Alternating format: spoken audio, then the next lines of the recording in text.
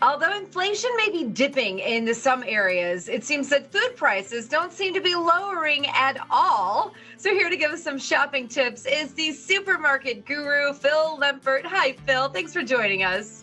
Oh, it's my pleasure. So tell me this, are you seeing all prices of food go up across the board, or is it just staples like milk and eggs? Well, it's a combination of both. Keep in mind that when we look at eggs, the reason that eggs are $7 a dozen versus $2 a dozen has to do with the avian flu. There were 58 million hens that had to be destroyed. If we look at the price of beef, the problem is that because of the climate conditions, it's too expensive now for farmers to feed corn and soy to the cows, so they've culled their herds. So there's less cows that are there. If we look at what's gone on with the war in Ukraine and Russia, Russia is the largest exporter of manure. Who knew?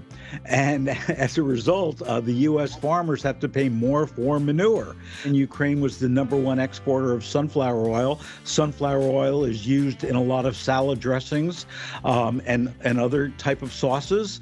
So now there's a shortage of that. The manufacturers had to replace that oil with another kind of oil that was more expensive.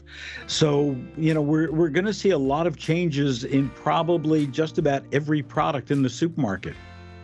Wow. Okay, Phil, I'm hoping for some good news as we continue to talk. Is there anything that consumers can do to lower their grocery bills? Yes, store brands are a great way to save money. On average, you'll save between 20 and 40% depending on the category. The way to buy store brands is keep in mind that every store brand has a money-back guarantee. So if you don't like it, bring the unused portion back, you'll get a full refund. That's number one.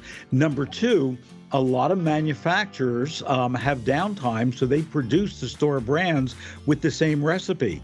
The way you can tell that is look at the nutritional information on both the store brand and the name brand. Look at the ingredients on both. If they're identical, guess what? You're going to get an identical product. But there are also other retailers that are out there like Aldi, like Trader Joe's, that have done a fabulous job with their store brands. And frankly, sometimes the store brands are better than those national brands are. So don't be afraid of store brands at all. I love that. Don't be afraid of store brands at all. That is a great top tip right there, Phil. All right, give us your best advice on saving money. Well, number one is don't take the path of the supermarket. It's designed that when we walk into that produce department. The produce department is like aromatherapy. Great colors, great aromas. It makes us stay in the store longer.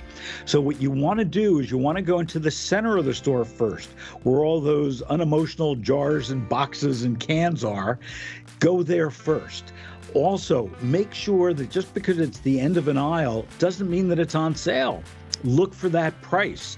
Look to see whether or not it says sale item. So just be cognizant of what you're doing in the store, and that's one of the best ways to save money.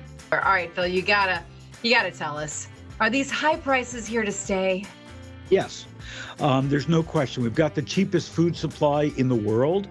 We've been very fortunate, but because of labor, trucking, transportation, and climate, these prices are not going to come down. You might see, a typical product come down for a few weeks, but overall, our prices will continue to rise. Hopefully not as much as they have. And as we get certain conditions rectified, like avian flu, and we get more hens, the price of eggs are going to come down. There's no question. Is it going to be $1.99? Probably not, but it's not going to be $7 either. Phil, thank you so much for all this great information. For more information and you want to hear from Phil, just head to his website.